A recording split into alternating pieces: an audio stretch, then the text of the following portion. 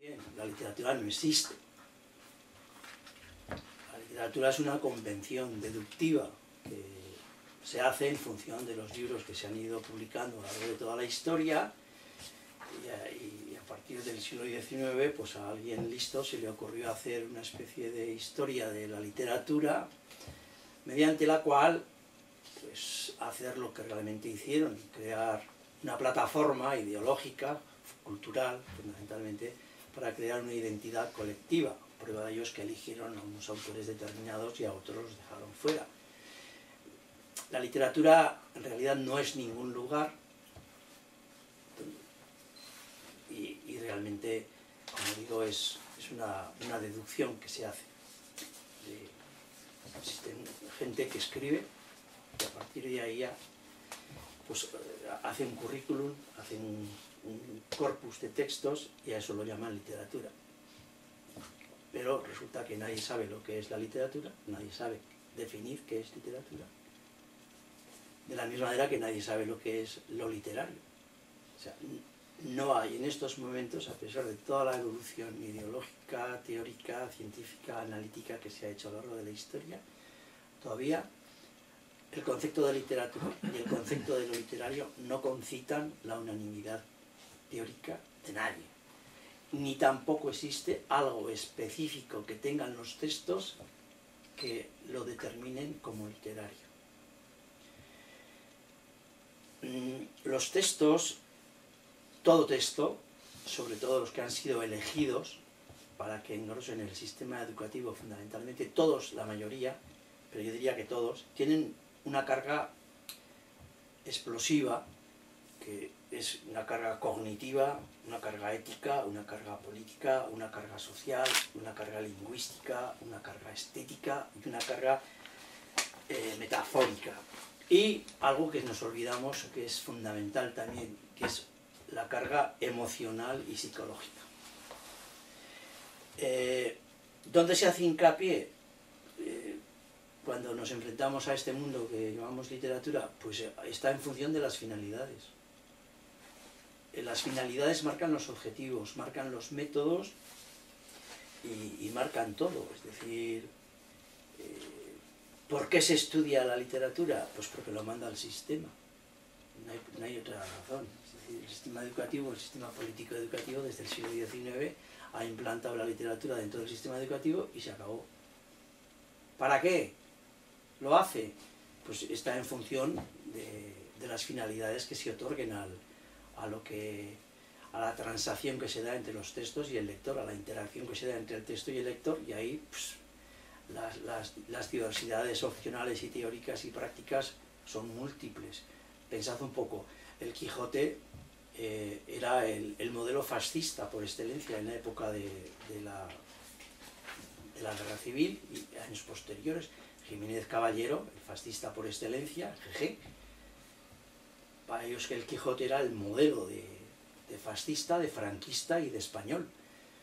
Ahora en concreto, sin embargo, es el modelo del demócrata, del hombre tolerante, según Pérez Reverte y Carlos Fuentes, por citar a dos fuentes que tienen cierto interés, por lo menos el público sabrá quiénes son.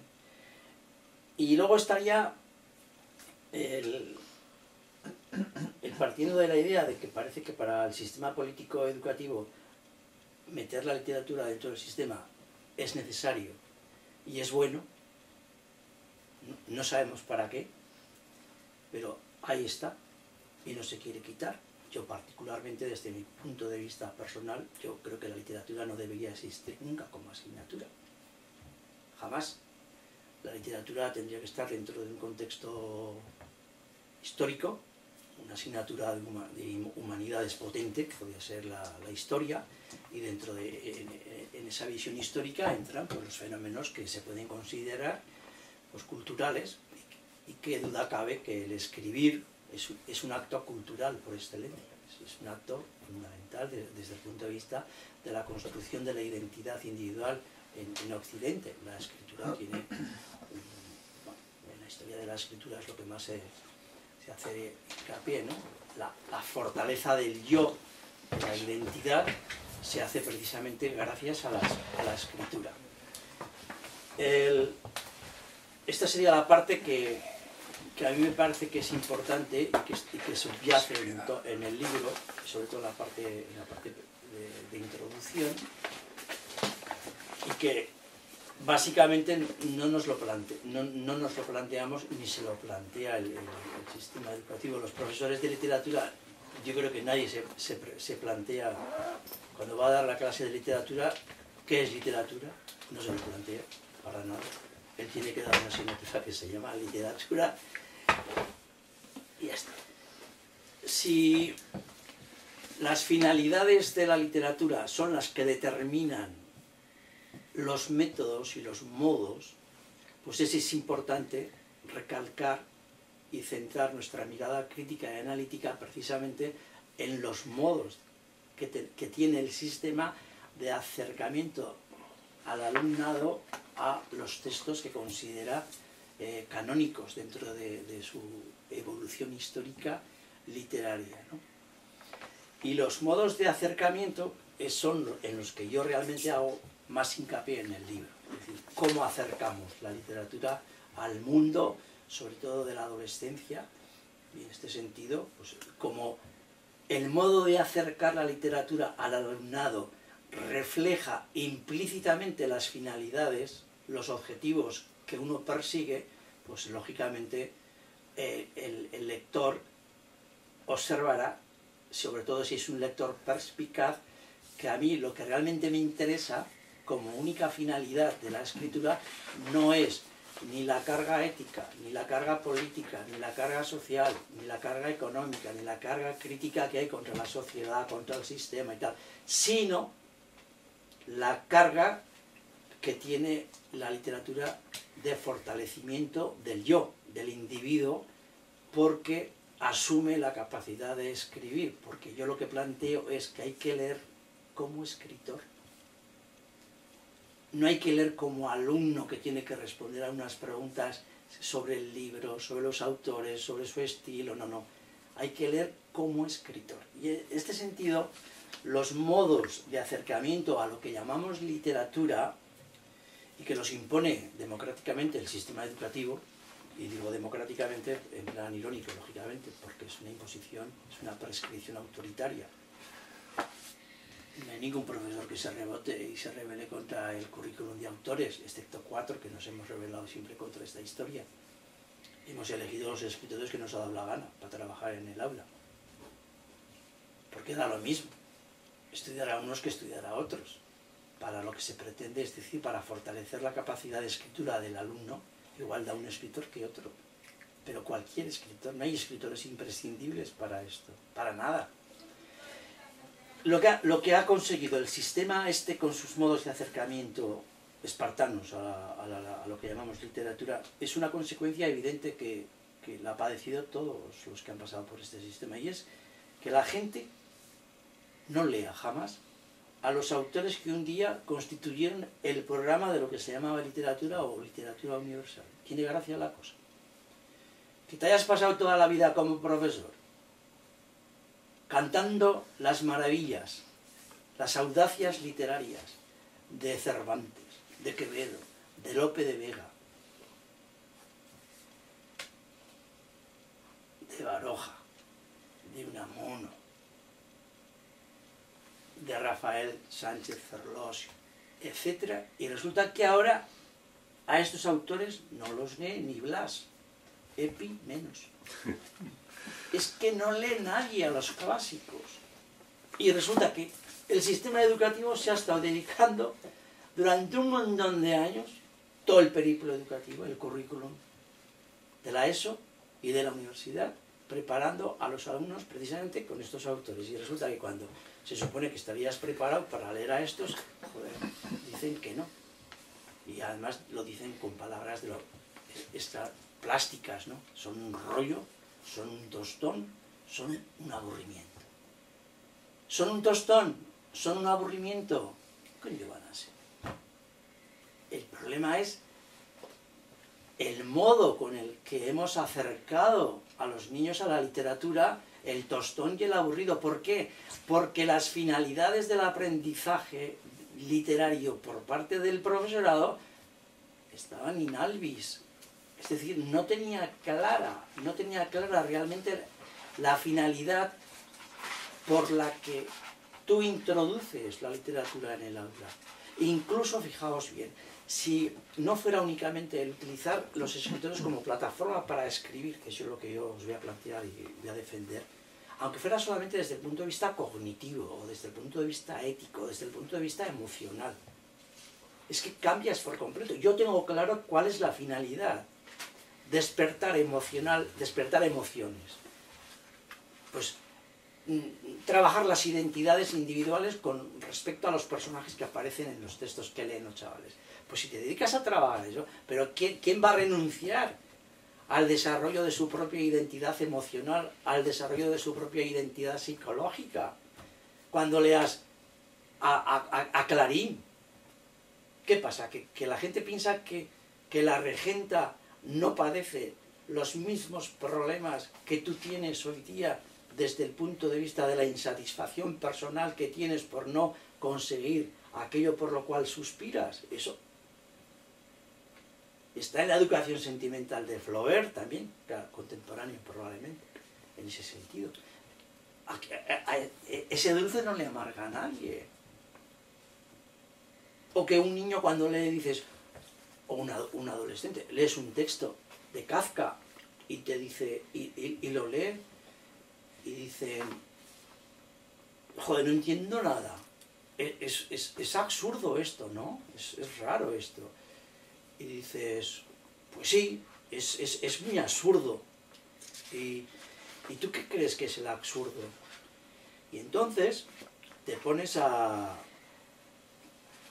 pensar en el absurdo de la vida y te das cuenta que cuando les preguntas a los mocetes, oye, y en el instituto hay absurdos evidentes, contantes y sonantes. ¡Ay, María! Y entonces resulta que se ponen a hablar y te empiezan a hablar de que hay absurdos en el instituto, pero como, por ejemplo, recuerdo que en mi clase, una vez en una clase hicieron una recopilación de los absurdos que hay en el sistema educativo y era alucinante. Por ejemplo, es un absurdo venir aquí a las 8 de la mañana, es un absurdo tener el recreo a tal hora, es un absurdo el esto, el otro. Resulta que toda la vida en la que estaban imbuidos los chavales era el absurdo, de tal forma que después cuando les mandas a los chavales que escriban imitando a Kafka, yo ahora porque os lo he advertido, pero imaginad por ejemplo que yo os leo esto. Le han pedido que entregue un mensaje cuyo contenido desconoce, pero del que le han asegurado que el receptor debe recibirlo porque caso de no hacerlo en una hora morirá. Han pensado que sea él quien lo entregue porque consideran que es el más rápido y el que mejor puede sortear las grandes y numerosas dificultades que le saldrán al paso en su recorrido. Empieza por dar los primeros pasos y pronto encuentra que la gente que le rodea se le acerca diciéndole que él sí puede, que logrará llegar a tiempo para entregar el mensaje. Lo cierto es que ha pasado ya un día desde que se le entregó el documento y aún ha salido del enorme pasillo en el que se encuentra rodeado de gente que no para de jalear su nombre. Al salir del edificio le asalta la duda de si el mensaje lo lleva consigo o si por el contrario se le ha extraviado cuando la gente le rodeaba en el palacio antes de salir. Mira por los bolsillos de sus pantalones y su chaqueta y no encuentra el mensaje. Se sienta en la escalinata del edificio y piensa que no han elegido bien a su mensajero y que en realidad lo han elegido porque sabían que no iba a entregarlo, porque es un desgraciado, un don nadie, un pordiosero y sobre todo un paralítico. Es entonces cuando decide morirse, pero antes de hacerlo se le aparece un niño que le entrega un sobre. El niño le dice, se le cayó en el pasillo del palacio. Decidido a saber quién es el destinatario del mensaje, abre el sobre. Encuentra una página en blanco donde solo hay un nombre, el suyo. Lo lee y finalmente se muere. Tú lees esto, ¿y quién piensas que ha escrito esto? Kafka, el Grajo. Eso es evidente. Esto lo ha escrito un adolescente, 2, en equipo, leyendo a Kafka. ¿Por qué no se puede leer a Kafka y a Thomas Mann y a un montón de escritores que parecen cimas inalcanzables? Faulkner, ahí está Faulkner imitado. Entonces, cuando tú descubres ese mundo de emoción en el que tú lees un texto y lo conectas con la emoción, con del niño o del adolescente, y bueno, y esto me ha pasado también con los adultos, que esto también lo he trabajado con las personas mayores. Y entonces, da igual, y luego si queréis al final para que veáis que no hace falta irse tan lejos, que también se puede hacer con Berceo, ¿eh? Ya leeremos el texto de Berceo para echar unas risas, porque es hinchante. Entonces, yo no entro a discutir también si este tipo de enseñanza del acercamiento de la literatura, entre comillas, a los adolescentes, ha provocado también el hecho de que la gente tampoco lea. Ya no que no lea a los autores, a Lope de Vega y compañía, sino que a secas que no lea tampoco. Porque han visto que es tan muermo el mundo este. Bueno, o por lo menos la parafernalia que adorna, porque el chaval no es tonto, ¿eh? El chaval sabe que cuando lee a un autor ya sabe lo que le espera a continuación. Son 10 preguntas para comprobar, a ver si ha entendido lo que ha leído, que se las trae tú, ¿eh? A ver si ha comprendido y ha interpretado bien con respecto a qué y con respecto a quién. ¿Qué pasa? Que tú como maestro o como profesor sabes realmente lo que ha dicho, lo que quiere decir el escritor, pero además, ¿qué nos importa a nosotros lo que quiere decir el escritor? Lo importante es qué te quiere decir a ti. Para eso los textos o se abordan desde la emoción o no se abordan. Y si no se abordan desde la emoción, no abordes el texto desde un punto de vista filológico o estructural, porque entonces ya has matado el texto. Y entonces el chaval, claro que no se va a aburrir. Se puede conjeturar que si el acercamiento a este corpus textual, denominado literatura, ha sido exclusivamente verbal, técnico y literario, y cuando digo literario me estoy refiriendo a leer un texto y ahora, chavales, sois unos afortunados porque ahora vais a descubrir que en este texto hay una epanadiplosis y vais a ser vosotros los que la vais a descubrir y a partir de ahí veréis cómo vuestra efervescencia molecular va a ir ¡buah! Impresionante, ¿no? Quien dice epanadiplosis dice sinécdoque, dice metonimia o dice lo que quieras. Si este acercamiento es ajeno a esa implosión emocional y psicológica del alumno, es difícil, cuando no complicado, no digo, estará determinado, pero no fatalmente, porque no hay que ser fatalista nunca, este personal es difícil que vuelva sobre sus pasos y desee leer libros de literatura con cierto poder que nosotros consideramos que tiene poder cognitivo, metafórico, lingüístico, etc. Y los clásicos, la pregunta es, joder, pues es un buen chiste, efectivamente. Los clásicos son muertos, joder, son muertos. Hoy, con la cultura líquida, que ya no es líquida, es una cultura de pantano que te arrasa ya, lo que hay. La modernidad ha arrasado por completo lo que es un clásico. Un clásico es la antiprisa, es la inutilidad máxima con la que nos podemos enfrentar desde el punto de vista de un acto cultural. Por lo tanto, un sujeto de ahora, de 30 años y 40 incluso, es que no, esto es una inutilidad. Y hoy día lo que se precisa precisamente lo que escribes es velocidad, es alcanzar de inmediato todo lo que te quieras proponer, etcétera, etcétera. Entonces, meterte en un clásico es decir, tengo el tiempo de todo el tiempo del mundo es para esto y me olvido de todo. Hoy la gente es imposible. No.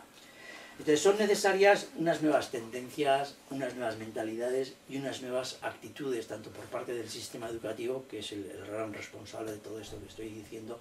No lo es el profesorado, a pesar de que cargue las tintas, pero el profesorado nunca es el responsable de estos desastres.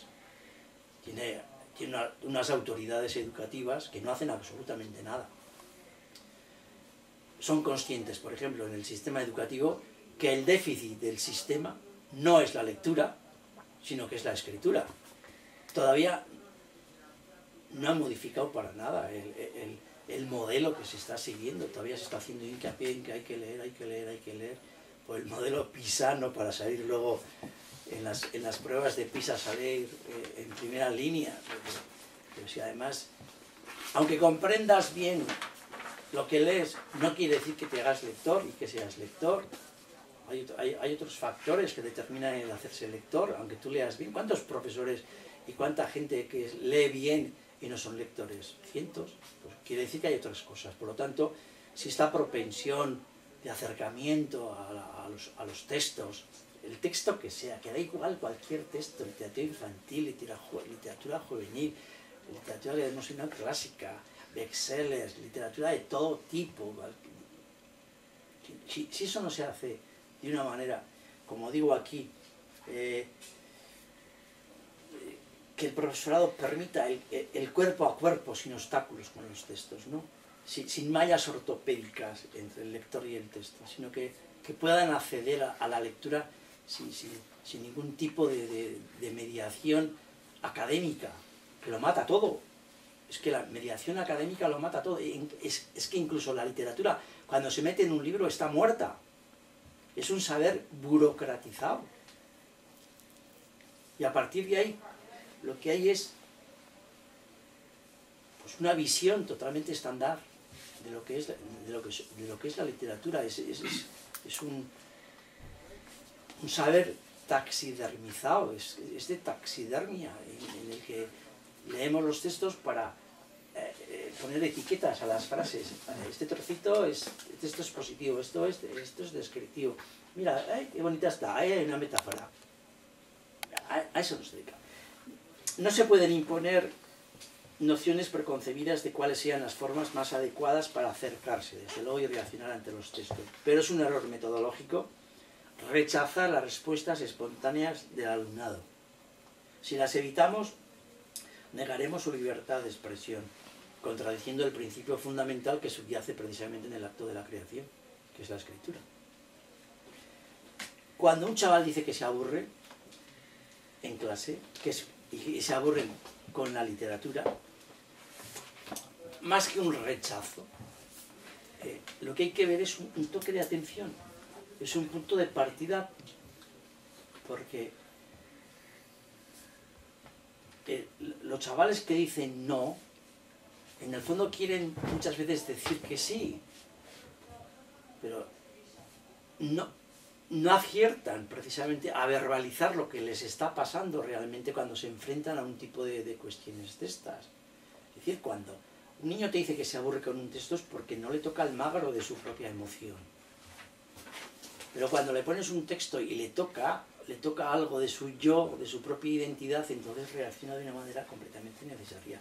La literatura no necesita, por lo tanto, intermediarios que sean como perros de Pavlov, ¿no? Que cuando suena el timbre en el aula se ensalivan y empiezan a hablar, ¿no? Cervantes nació en tal sitio, vivió en tal sitio, le pasó esto, debajo de un almendro le cayó, no sé, una cagada de pájaro, y entonces a partir de ahí él pensó que Cervantes no era Newton, joder.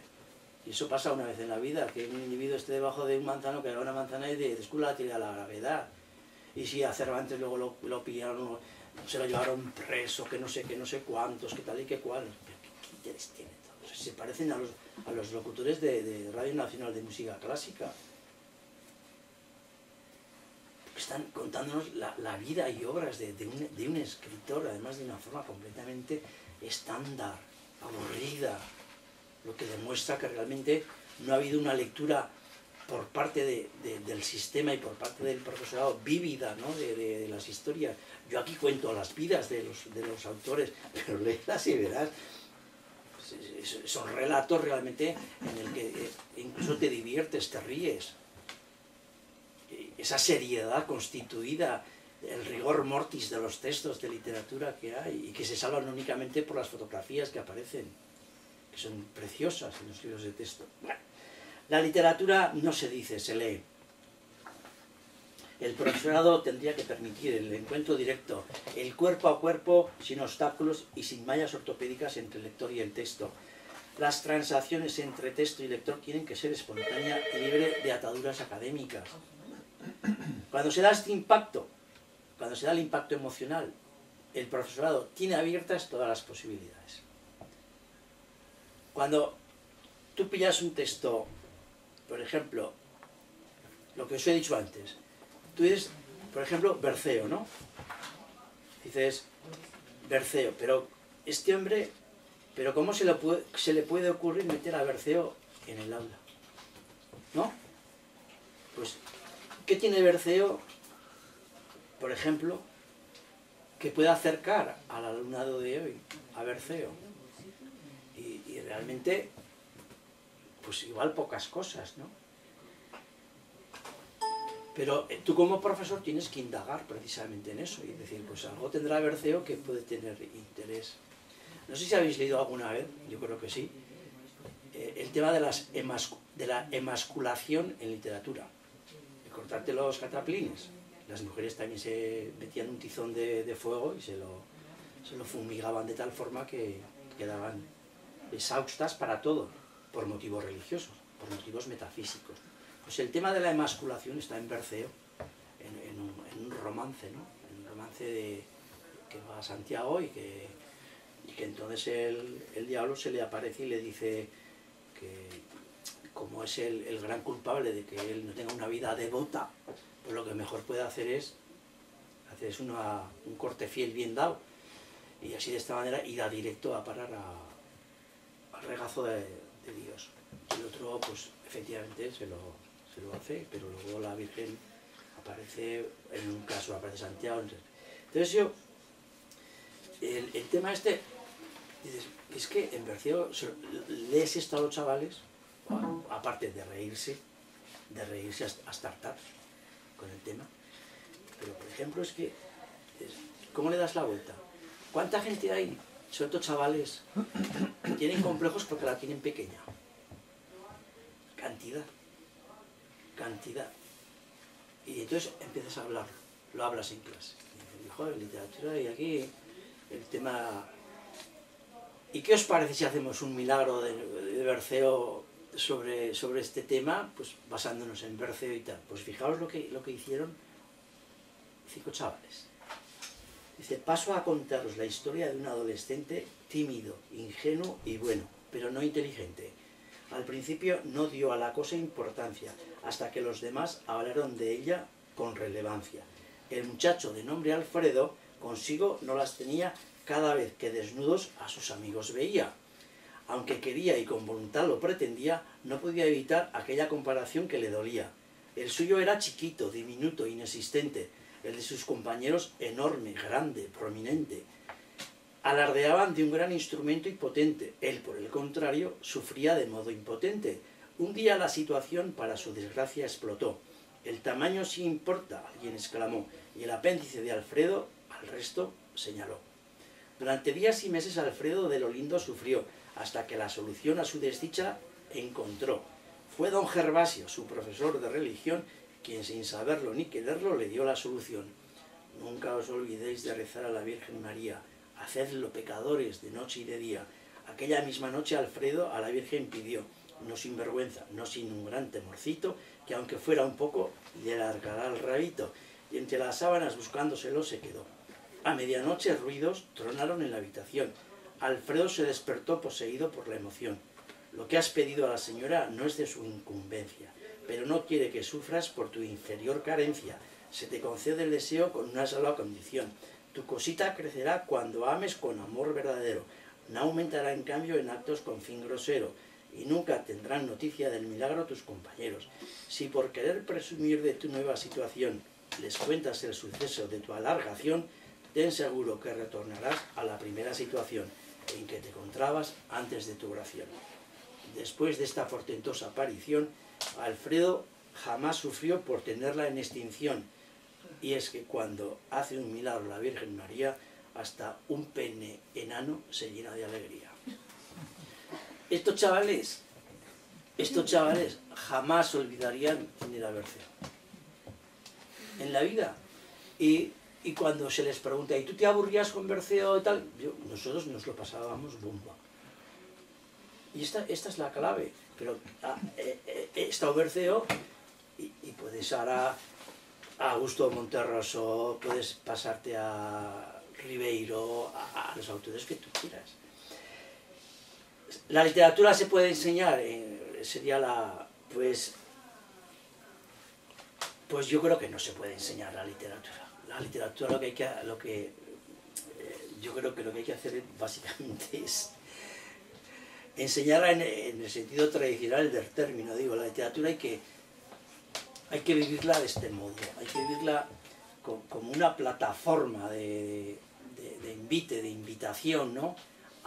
al desarrollo precisamente de la conciencia individual que uno tiene, de las cosas, de los problemas y de su propia vida emocional. Lo repito y lo repetiré, cuando la emoción realmente se ve tocada, a esa emoción lo que hay que hacer después es darle los instrumentales técnicos, literarios, para poderla expresar, y eso es lo que estamos haciendo. Es decir, ¿qué ha puesto entonces? Lo que ha puesto por aquí, lo dice el subtítulo del libro, es a la literatura por la escritura, actividades de imitación textual. Yo únicamente la literatura, en mis últimos años, la he utilizado únicamente para que la literatura fuese leída, imitada y transformada. Es decir,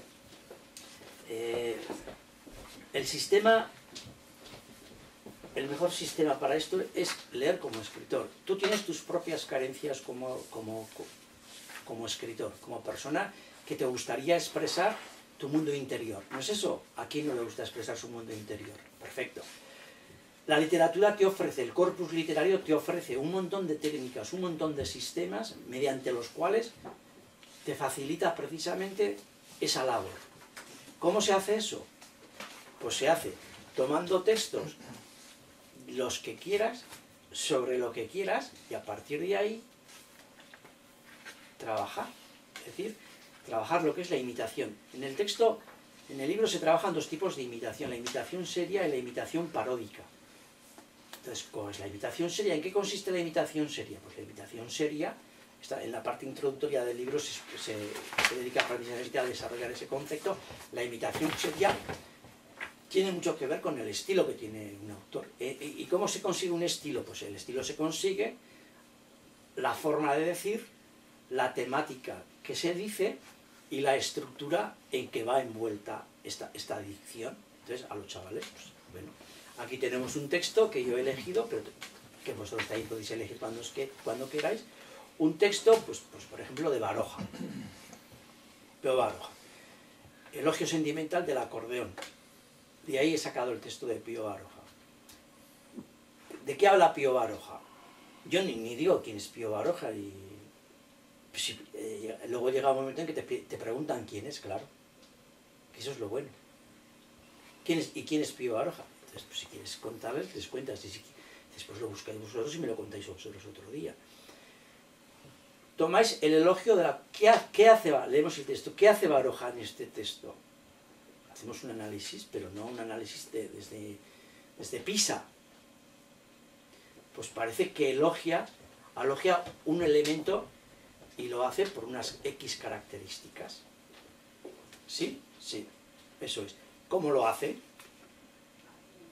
¿Qué tipo de lenguaje utiliza? Las formas de decir de Baroja, ¿cómo son? ¿Son como las que vimos el otro día cuando imitábamos a Mann? No tiene nada que ver. Es que además esa es otra. Se van dando cuenta de que hay estilos completamente diferenciados. Entonces, bueno, vamos a imitar a Baroja nosotros. Ya sabemos lo que dice, qué temática ha elegido, y sobre todo no se interesa realmente el estilema, los rasgos de estilo que tiene el propio Baroja. ¿Cómo lo hace? ¿Qué queréis hacer? ¿Una imitación seria o una imitación paródica? Imitación seria es un elogio. Es tomarte en serio al autor y lo imitas no en la temática, porque es otra temática la que tú eliges, solo lo vas a imitar en los aspectos estilísticos. Por ejemplo, si coges a Proust o coges a Flaubert, lo imitas en cómo imitas a Proust y a Flaubert. Pues por ejemplo, en el uso del tiempo verbal, tiempo durativo siempre, en Flaubert. El uso de las preposiciones, el uso de los adverbios, en Proust. Y estás haciendo un análisis de un texto. Pero luego tú, es que eso te lo apropias. Y ahora dices, pues yo voy a... Bueno, ¿de qué queréis hacer el elogio? Como Baroja. Pues Baroja hacía del acordeón. Pues yo voy a hacer un elogio ahora, ¿de quién? ¿De qué? Hacemos un panorama de cosas que podemos elogiar y a partir de ahí ya imitamos los textos de... Aquí podéis encontrar que el libro tiene esa estructura. Es el autor, los textos que elijo y los analizamos en clase y luego realmente pasamos a la imitación. Os quedaréis, pues realmente es para sorprenderse de los textos de los chavales. Son muchos años, ¿eh? La verdad es que aquí probablemente es la vida, está mi vida metida de profesor de literatura, porque aparecen estos escritores, pero perfectamente podrían aparecer. Es más, este libro es el primero de dos más que se pueden escribir, porque a los textos, aquí aparece la imitación. Como sabéis, la imitación es seria y es paródica. Si es seria, es elogio. Y si es parodia, es para reírte del autor. Por ejemplo, si tomáis un texto de alguien que es un pedante, o que es plumbeo, pues los chavales, por ejemplo, a Tomás Mann lo consideran pedante, plumbeo. Entonces nos damos cuenta de eso y los chavales se dan cuenta perfectamente. Y entonces hacen una imitación paródica y se ríen de María Santísima escribiendo. Pero hay una segunda parte de este libro, que ya veremos si la hago, que es la transformación. Porque la imitación tiene que ver con el estilo, pero la transformación no tiene que ver con el estilo. La transformación tiene que ver con la manipulación de estructuras, el punto de vista, el tipo de narrador, el tipo de... es otra historia. ¿Eh? Es muy bonito y además tiene menos rollo que este, en el sentido de que no tienes que hablar de los textos, de los autores, tienes que coger solo los textos y los tienes que transformar. Y luego estaría la otra parte que iría con la transformación, que es transcodificar textos. Transcodificar textos significa, coges un texto, el que sea, y lo pasas a otro código. Entonces, los códigos pueden ser de tipo plástico, pero también pueden ser dentro de los códigos literarios. Si, por ejemplo, tú coges una página de, pues vamos a suponer, de Alberto Schiastia, que sí aparece aquí, pero no en esta perspectiva, y dices, bueno, pues esta página de Alberto Schiastia, ¿qué hacemos? Pues, ¿en qué está? Es narración, sí, es narración. La pasamos, por ejemplo, a un problema de matemáticas, la página esta, y formulamos un problema de matemáticas con esto, y se hace. Es decir, que los textos serían otros y las propuestas, evidentemente, serían otras. No vas a repetir los mismos autores.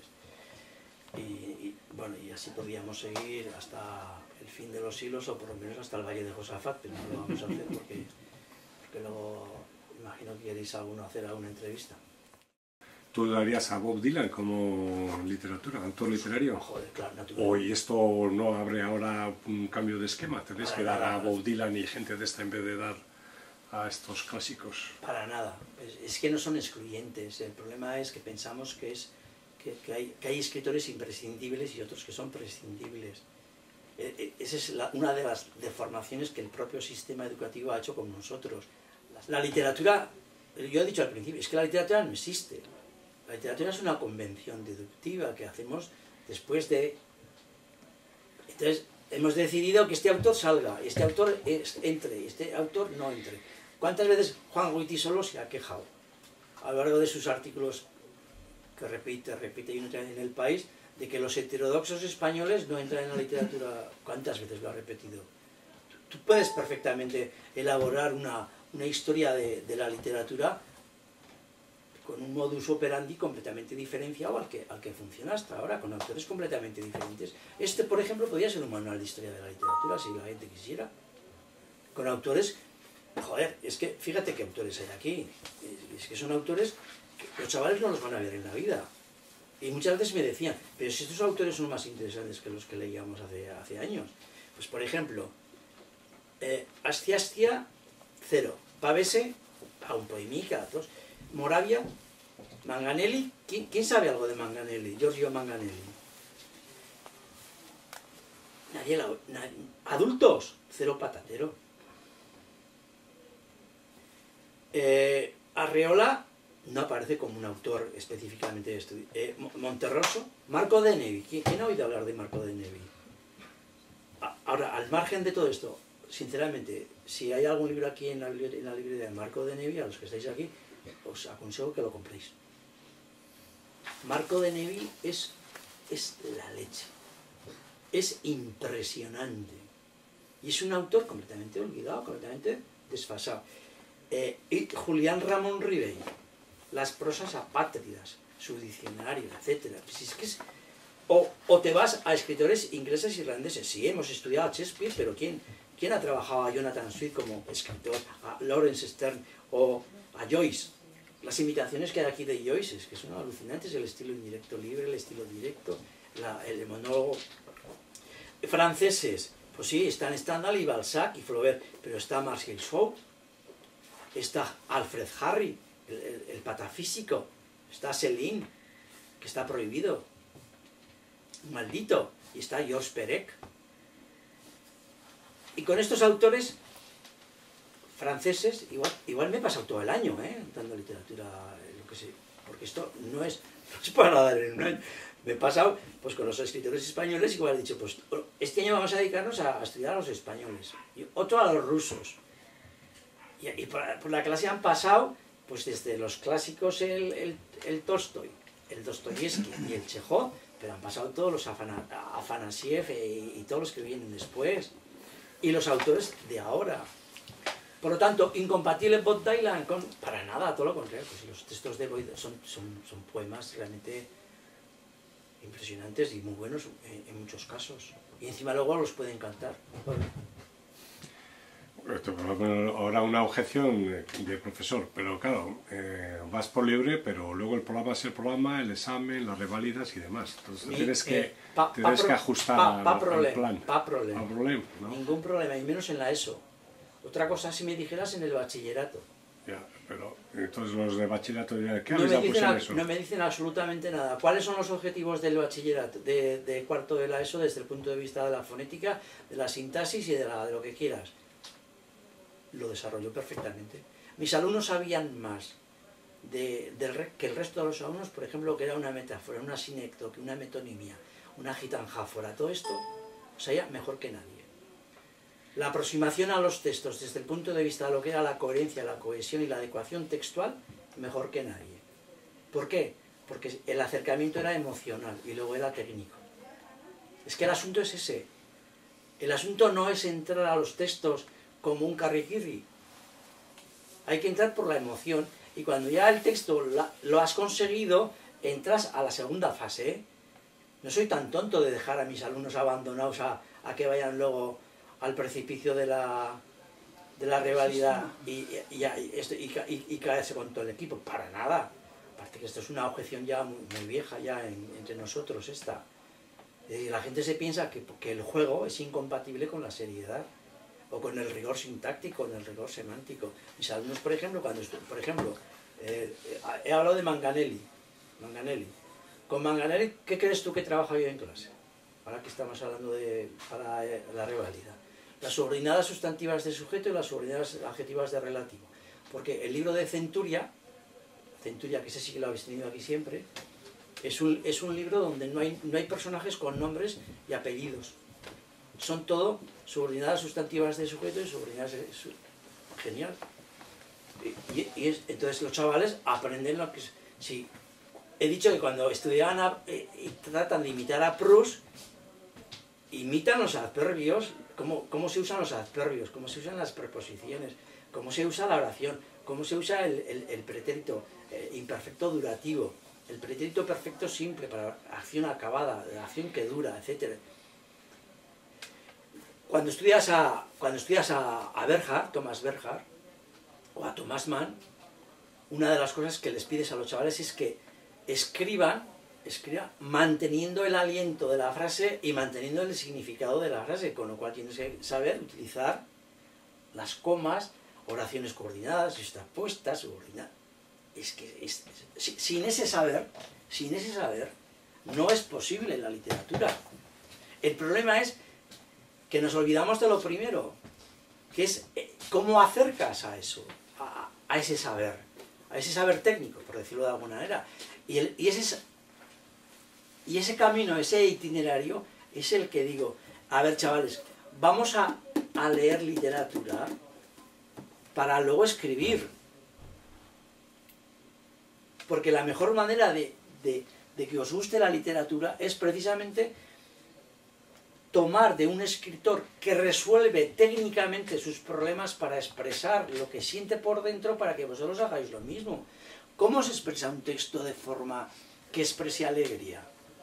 Tranquilos, no me digáis nada. Aquí tenéis un texto. ¿Expresa alegría? Ah, es verdad, sí. Y ese texto expresa desazón, tristeza. Ah, es verdad. ¿Cómo lo consigue el autor? Tienes que hacer un análisis de la forma de decir. ¿Qué es la forma de decir lo elocutivo? Pues joder, efectivamente tienes que analizar el tipo de frases que tiene. Aquí tienes un texto de Sánchez Ferlosio. Ese texto ha sido escrito para que os asfixiéis y sucumbáis en el intento de leerlo al final. A ver, lo leemos, hostia, es verdad, yo ya no puedo más, profe, vamos a cortar. ¿Por qué? Porque las frases son... Acaba, joder, la frase. Pues no acabas. Entonces, ¿cómo ha conseguido el autor? Está escrito, está bien escrito, no tiene ningún error.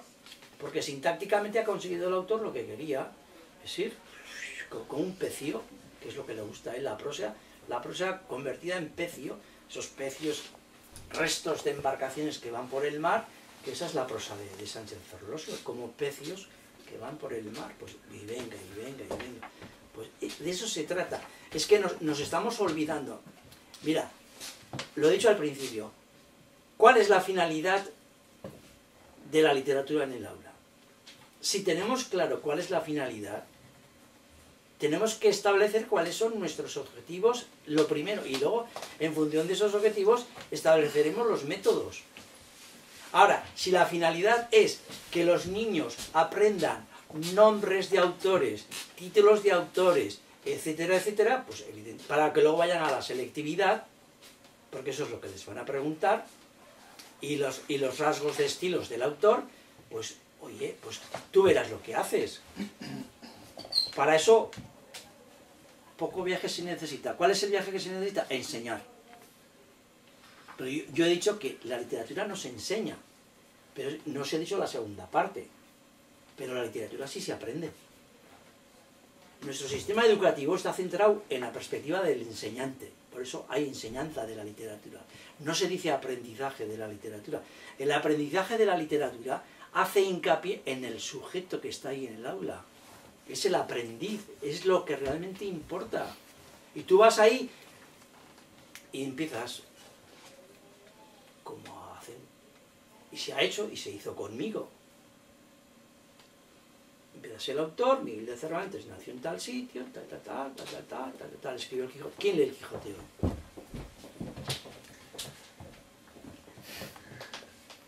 hoy? ¿Y se puede leer el Quijote en el aula? Joder, que sí se puede leer, por favor. Pero si el Quijote tiene páginas y páginas, si precisamente lo bueno que tiene el Quijote es que es una novela híbrida, donde hay de todo, y puedes meter de todo, y esa es la cuestión. Lo que pasa es que seguimos pensando con ideas, con los estereotipos de siempre. Es más, he dicho antes al principio, nadie sabe lo que es la literatura, ni sabe lo que es un hecho literario, ni lo que es estudio literario, ni didáctica de la literatura, crítica literaria, literario. ¿Pero qué es lo literario? Explíquemelo usted. ¿Y qué es literatura? Explíqueme usted qué es literatura. y esta es mejor que esta otra. ¿Por qué? A ver, ¿por qué? Aquí hay una cita de un señor, un francés, creo que es Dubuffet, me parece, sí, Dubuffet, tiene un libro que se titula, que al margen de esta historia, os lo recomiendo, que se titula Asfixiante cultura. Y dice, los profesores son escolares perpetuos, escolares que una determinada su etapa de colegio salen de la escuela por una puerta para entrar por la otra, como los militares que se reenganchan. Son escolares los que en lugar de aspirar a una actividad de adulto, es decir, creativa, se han aferrado a la condición de alumnos, esto es, pasivamente receptiva, como si fueran esponjas. El talante creador se opone todo lo posible a la condición de profesor. Hay más parentesco entre la creación artística o literaria y todas las demás formas de creación en los ámbitos más comunes del comercio, de la artesanía o de cualquier trabajo manual, que entre la creación y la actitud puramente normalizadora del profesor, que por definición no está animado por ningún gusto creativo y debe dar su aprobación indistintamente a todo lo que durante el largo desarrollo del pasado ha predominado. Esta es la descripción absoluta de lo que está pasando en el sistema educativo. Y luego pasa lo que pasa, que los chavales pues salen del instituto y, joder, a los autores que tenían que leer, porque son a los que mejor les han explicado, no los leen. Lo que sí sé es que cuando tú entras en esta fiebre de hacer las cosas de esta manera, no pierdes detalles, desde el punto de vista de lo que es la formación lingüística, sobre todo. A mí me interesa la formación lingüística y la formación estética. Yo la literatura no la utilizo como plataforma política ni cosas de estas, para nada, no me interesa. No me interesa para nada. Es decir, me da igual incluso textos que sean de derechas como de izquierdas. O sea, aquí hay gente, bueno, la mayoría de los escritores que aparecen aquí son todos unos pérfidos de derechuzos e integrales e impresentables. Quevedo era un derechuzo y un facha, en términos modernos podríamos decirlo ahora. No se libra a nadie, has comentado Céline era un nazi, pero la mayoría de los escritores... A las personas, ¿no? ¿Va a ser buen escritor y que sea mala persona? No, para nada. ¿Cómo que no? No hay que ser no hay que ser ni buena persona ni mala persona, hay que ser buen escritor. No tiene nada que ver una cosa con la otra, para nada. Es que uno escribe y ya está. Y al margen de lo que seas y como seas, es como lo que decía Chesterton. Joder, hay matrimonios, cantidad de felices. Uf, pero ¿hay alguno compatible? Pues lo mismo. Es decir, hay escritores que son, por ejemplo, Marías, cuando escribe sobre estos asuntos, es un merluzo. Es un merluzo, porque un día decía que una persona que escribe no puede ser asesino, porque el que escribe da a luz una vida y tal. Mira que eres tonto, tío. Que lo escribas el día del libro, además. Pero repasa tú la historia de los escritores que han matado, empezando por Cervantes. Que o sea, en duelo y no en duelo, por mujer, por dinero, etc. El Céline, François Villon, los ingleses, Jonathan Swift, el mismo Shakespeare, pues, tienen por detrás unas historias de malas personas y de asesinos. Si hay un libro, además, ya que perfectamente... No tiene nada que ver una cosa con la otra. Lo mismo de las tonterías y bobadas que se dicen que es sobre ser buen lector, no ser buen lector. Pues es que no tiene nada que ver, para nada. O sea, se nos nota en algo a los que somos lectores y no se nos nota en nada. Sí, es que esa es la cuestión. ¿Qué hace la literatura de nosotros? Hay mucho que no se nota. ¿Qué hace la literatura de nosotros? Se nos nota en que hablamos de literatura y somos unos pelmas nada más, y solamente lo podemos hablar en estas situaciones, porque vete tú al bar y habla de literatura. ¿Con quién hablas? Con nadie. Yo cuando estoy en Villafranca, en mi pueblo, yo no hablo con nadie de literatura. No sirve ni para eso. La literatura no sirve ni para hablar de literatura, para nada. Encima, si hablas de literatura y tal, es un pedante, se cree que sabe, O sea, lo mejor es hablar de Messi y de la clavícula y de la tibia y de cómo van los cardos, cómo va la escarola, cómo va la borraja. Si dices que lees algo que no sea novela policíaca ya, bueno, es que ya te estás denigrado ya totalmente. Pues yo novela policíaca he leído un montón, pero he leído un montón a los anteriores, a Sister Himes, a toda la gente esta americana. Luego ya después a Astia he leído mucho, porque me interesaba, y a los chavales también les interesaba mucho. Y otra cosa importante que no os he dicho es que una vez que escribimos, es que luego creas las ganas de leer a ese autor, que esa es otra. Es decir, que a mis chavales me han pedido después libros de estos. ¿Tienes cosas de estos autores? Sí, ya os voy a traer. Y se empapaban leyendo de estas cosas, ¿eh? Ahora dirá, ¿y qué ha sido de estos niños? Joder, ni idea. Solo me faltaba ya seguirles la pista. He tenido de todo. Chavales que te encontrabas incluso en Pamplona, por la calle Estafeta, y te decía, todavía me acuerdo de aquel libro que nos leíste, de aquel cuento, y que luego imitamos de Topor, que se titulaba Acostarse con la reina. Y no me extraña nada que te acuerdes de eso. Claro, pero luego he leído cosas de Topor, porque luego me fijé que Topor también tenía chistes gráficos y cosas de estas. Le seguí la pista a Topor. O sea que, por cierto, Topor y Fernando Arrabal también han entrado en el aula. Y ha entrado en el aula, perdón que os mantenga ahí, ha entrado la Biblia, ha entrado el Corán, ha entrado el libro de los muertos, es decir, el libro del Tao, o sea que las culturas chinas, japonesas, africanas, de todo tipo, evidentemente. Me va años con solamente leyendo, por ejemplo, lo que le llamamos, y que se llama literatura genesíaca, literatura que explica los orígenes de las cosas. Entonces, era muy bonito, era lo que se llama literatura comparada, ¿no? Que esa es otra perspectiva también, pero que luego imitábamos, ¿no? Esa literatura comparada de cómo es el origen del mundo, cómo lo cuentan en África, cómo lo cuentan en tal. Y cuentos africanos, por ejemplo, el mito de la Virgen María, por ejemplo, que concibe sin tener concurso de varón, como decía Santa Teresa de Jesús, ¿no? Como es que fue así, el rayo de luz que atraviesa el cristal sin romperlo e ilumina la estancia. Precioso.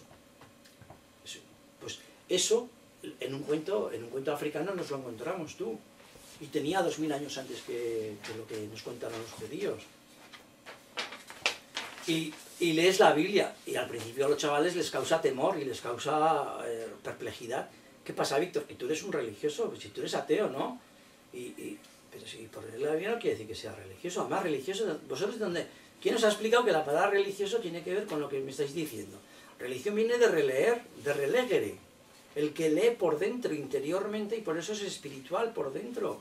La gente cree que los curas son los únicos que son religiosos y que llevan vida espiritual. Yo llevo vida espiritual más que nadie, probablemente, porque el hecho de vivir solo, excepto los fines de semana, y estar casi todas las horas solo, dándole a la cabeza, y leyendo, ostras, ¿me vas a decir tú a mí que...